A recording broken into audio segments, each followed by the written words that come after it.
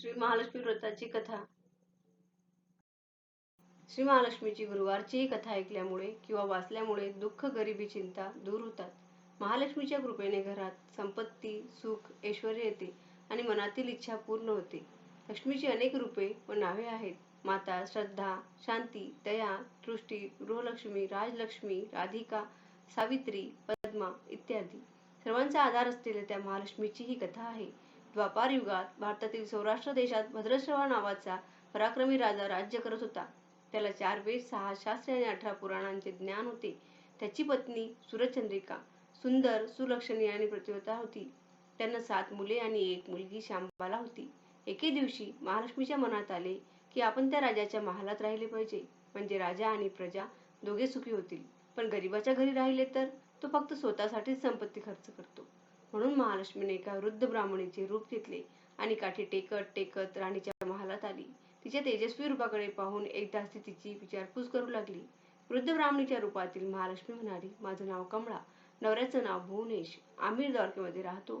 तुमची राणी पूर्वजन्मी एका गरीब वैश्याची पत्नी होती. त्या वैश्याला खूप गरिबी होती. रोज भांडण मारहाण व्हायची. त्या त्रासाला कंटाळून ती वनात गेली. तिची दयनीय अवस्था पाहून मी तिला श्री महालक्ष्मी व्रत सांगितलं. तिने ते व्रत भक्तिभावाने केलं. त्यामुळे तिला सुख, संपत्ती, मुलबाळ आणि समाधान सगळं मिळालं.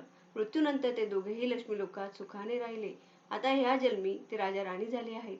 पण राणीला त्या व्रताचा विसर पडला आहे. आठवण करून द्यायला मी आले आहे. ते ऐकून दासीला उत्सुकता वाटली. तिने व्रताची सगळी माहिती वृद्धेकडून घेतली. पण राणीला हा संदेश दिला तेव्हा राणी गर्वाने, रागाने त्या वृद्धेशी उद्धटपणे बोलली आणि तिला ढकलले. ती वृद्ध प्रत्यक्ष महालक्ष्मीच होती हे तिला कळलेही नाही. राणीच्या वागण्यामुळे महालक्ष्मी तिथे न राहता निघाली. वाटेत तिला शांबाला भेटली. शांबालेला सर्व समजताच तिने वृद्धेची क्षमा मागितली. शांबालेच्या भक्तीने प्रसन्न होऊन महालक्ष्मीने तिला व्रत सांगितले. मार्गशीर्षातील पहिल्या गुरुवारी शांबालेने ते व्रत केले. परिणामी सिद्धेश्वर राजाच्या राजपुत्र मालाधर्षितीचा विवाह झाला आणि ती सुखाने नांदू लागली. पण महालक्ष्मी राणीवर रागावलेली असल्याने राजा राणीची संपत्ती, ऐश्वर्य सगळी सुबत्ता गेली. त्यांना अन्नासाठीही हाल होऊ लागले.